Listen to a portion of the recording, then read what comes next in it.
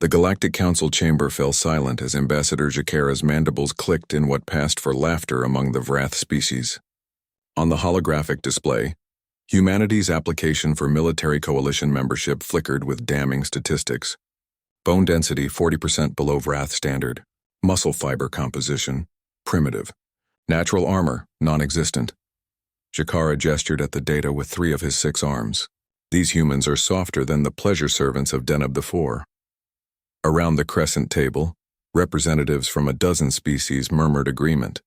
The Cathari warrior poet flexed her crystalline exoskeleton. The Morgathi combat specialist scales rippled with derision. Even the typically diplomatic Velshara observer seemed amused.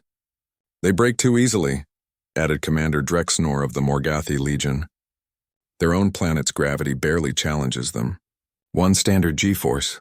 Our younglings train at 3. Sarah Chen stood motionless at the presentation podium, her dress uniform crisp despite the chamber's humid atmosphere. She had anticipated this reception. Every human diplomat had faced it since first contact 8 years ago. They were the soft ones, the weak ones, the species that needed environment suits on half the Council worlds. "If the Council pleases," Sarah said evenly, "perhaps a demonstration would be more illuminating than statistics." Jakara's laugh intensified. "A demonstration? Human, we've seen your kind. You tire after brief exertion. Your bones fracture under stress. Your flesh tears. I challenge you to single combat, Ambassador." The chamber erupted. Universal translators struggled to keep pace with the cacophony of alien exclamations. Jakara's antennae snapped forward in surprise. Then his mandibles spread wide in what Sarah had learned to recognize as predatory delight. "You wish to die today?" Jakara asked. "I wish to prove a point. Standard combat arena. Regulation equipment. No lethal force. First to yield or incapacitation." The Council Arbiter, an ancient Velshara named Thomar, raised a crystalline appendage. "This is highly irregular. The human is not military personnel." "I hold the rank of Lieutenant Commander in the Earth Defense Forces, retired," Sarah interrupted. "I maintain my combat certifications. I am qualified." Jakara descended from his seat, his 3-meter frame towering over Sarah's 1.7 meters. His chitinous armor gleamed like polished obsidian. "This will take mere moments." "Very well, human.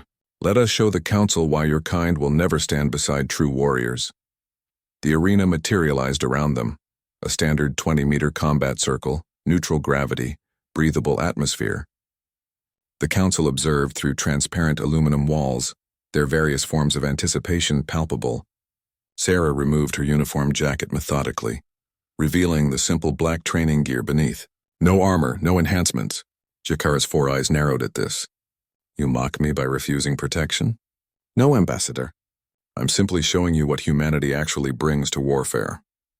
The Arbiter's voice echoed.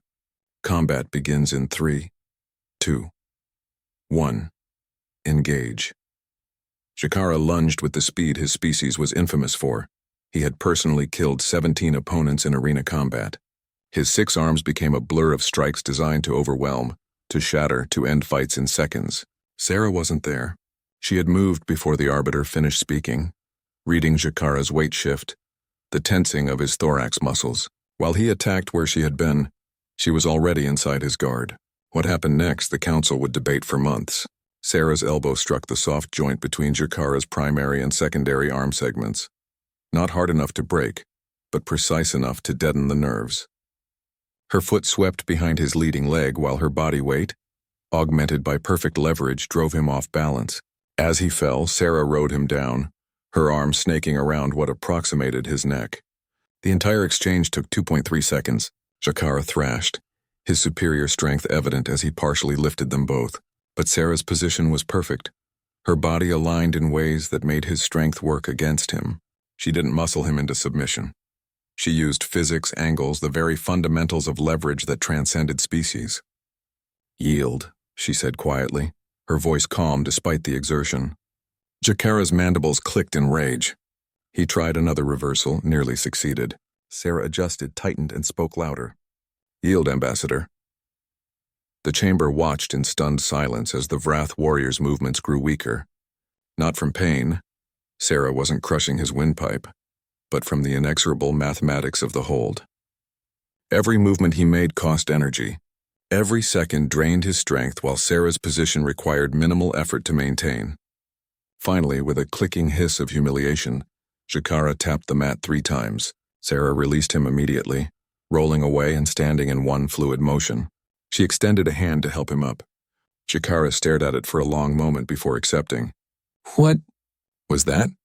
he finally asked, his translator conveying genuine confusion. "Judo primarily, some jujitsu.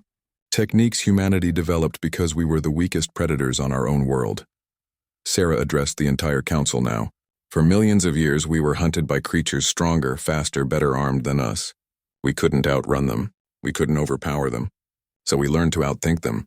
She gestured to Jakara. "You're stronger than me, Ambassador. Faster.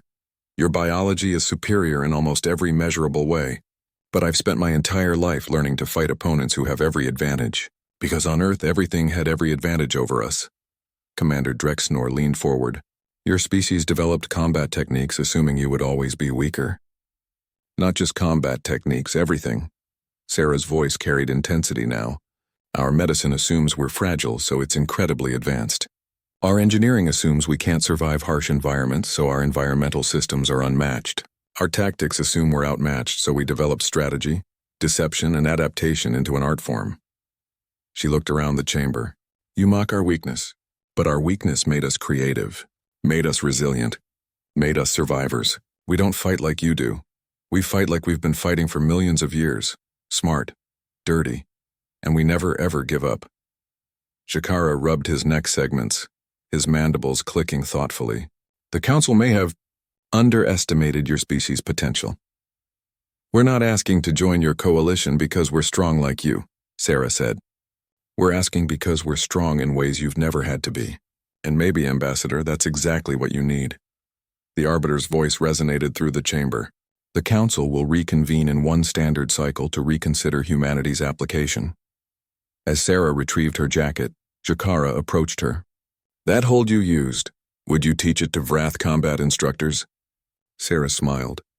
"Ambassador, I'd be honored to show you what a few million years of being the underdog can teach a species." The council chamber's lights dimmed as the delegates dispersed. But the conversations had already begun. Humanity, the species too weak to matter, had just demonstrated something far more dangerous than strength. They had demonstrated ingenuity born from adversity, and in a galaxy of apex predators who had never known true hardship, that made them the most dangerous species of all.